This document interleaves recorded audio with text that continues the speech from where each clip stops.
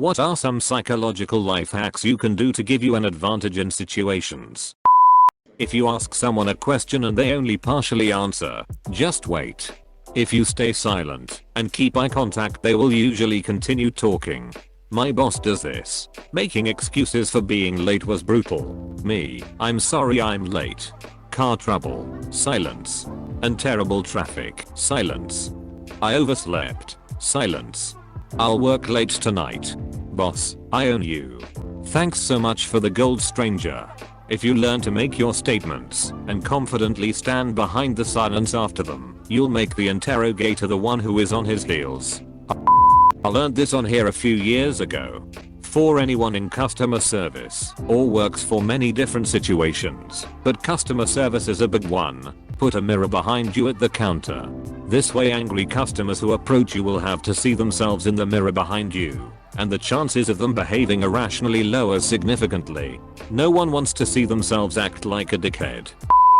Always be honest, so when you have to lie, people will believe you.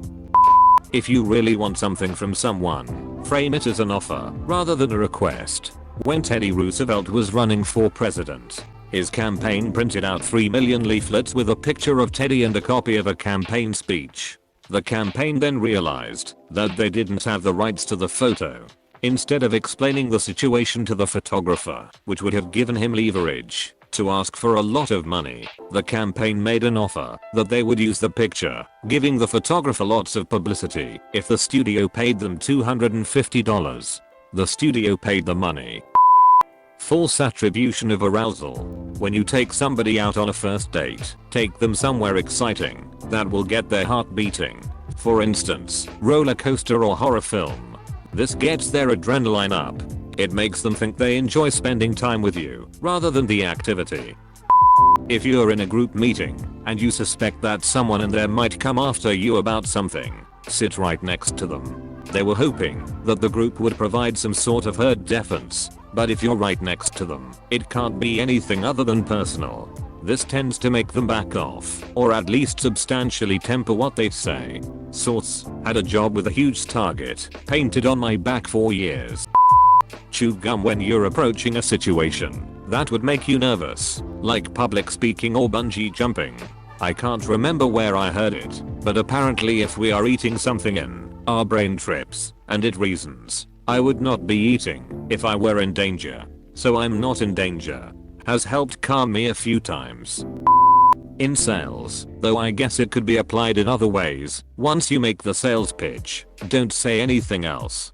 My boss at an old job was training me and just giving me pointers. I was working at a gym trying to sell memberships. He told me that once I got all the small talk out of the way and presented the prices, that the first person to talk will lose. It didn't seem like a big deal, but it actually worked. Often there were long periods of awkward silence as the person tried to come up with some excuse, but usually they bought. It was quite impressive actually. Pay attention to people's feet. If you approach two people in the middle of a conversation, and they only turn their torsos and not their feet, they don't want you to join in the conversation. Similarly, if you are in a conversation with a coworker who you think is paying attention to you, and their torso is turned towards you, but their feet are facing in another direction, they want the conversation to end. You should check out Carol Kinsey-Goman's research on these types of things in the workplace. What if they don't want to talk to you because all you ever do is look at their feet? I don't trust a man that can't look me in the feet. My eyes are up here. People will remember not what you said, but how you made them feel. Also, most people like talking about themselves, so ask lots of questions about them. Edit. There's been some really good advice in this thread that refines ask about them quite a bit. That would be good to incorporate. Stuff like, get them talking on a general topic, movies, music, ask them what movies, music, whatever it was they like, engage them on that, go from there, offer bits of information about yourself, then bounce it back to them. That is the snowboarding suggestion elsewhere in this thread. That was a really good one. Watch out for social cues that it's pissing the person off. They might be one of the people who really don't like talking about themselves, and if you notice those cues, stop.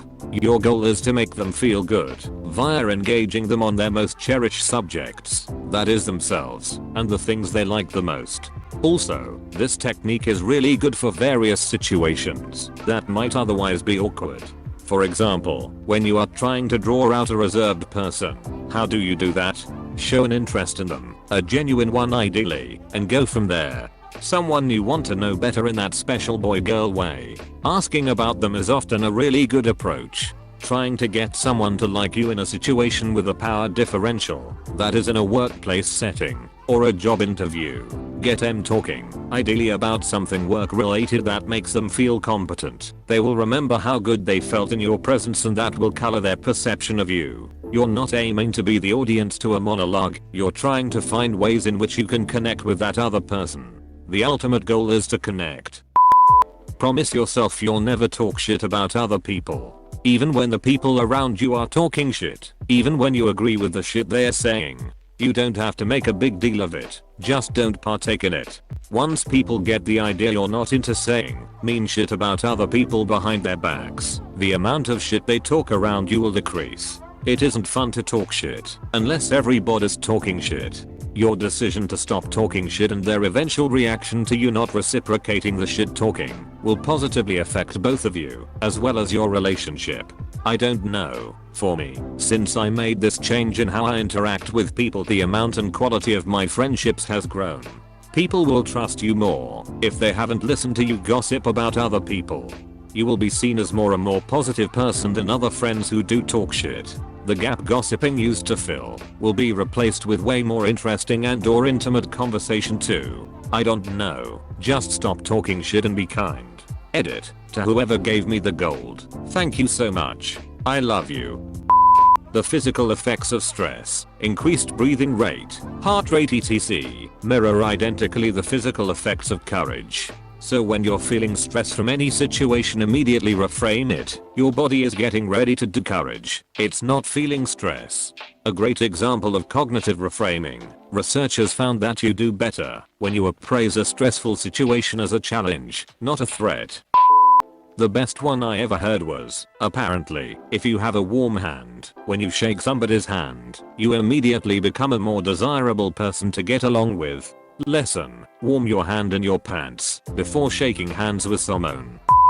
This has been posted before, but if you want to stare at someone unashamedly, look directly past them and wait for them to try and meet your eyes. When they fail to do that, they'll look around, usually nervously for a second, and won't look at you again for some time. This is your chance to straight up stare at this person for at least 45 seconds. Refer to people you've just met by their name. People loving being referred to by their name, and it will establish a sense of trust and friendship right away. Say your friend introduced you to Peter. After 5 minutes he decides to leave. Don't just say bye, but instead say bye Peter. A Navy lifer I worked with taught me the see one, do one, teach one method. The last step is the most vital step for your comprehension. If you are taught a new task at work, most people learn to do the task and then perform the task. If you find another employee to teach what you just learned, you will comprehend the concept better and retain the info for much longer. Whenever I train a new associate at work, I ask them to go show another coworker how to do the task they just learned. Magic. When a group of people laugh, people will instinctively look at the person they feel closest to in that group. Read, wanna know who wants who? Look at who they look at when everyone laughs. If you get yourself to be really happy and excited to see other people, they will react the same to you. It doesn't always happen the first time, but it will definitely happen next time. The man's best friend effect. So, we jump all over our friends and then hump their leg. My personal favorite is when people are angry at me. If I stay calm, it'll get them even angrier and be ashamed about it after. After a person breaks up with someone, they are at their most vulnerable state for manipulation because of the flood of emotions. This could be used for the good or evil purposes. When my buddy broke up with his manipulative girlfriend, I made sure he had a good day. But I should have manipulated him. Maybe you manipulated him into thinking you are a great friend. No, I was genuine back then, but nowadays I don't trust him, hence my comment.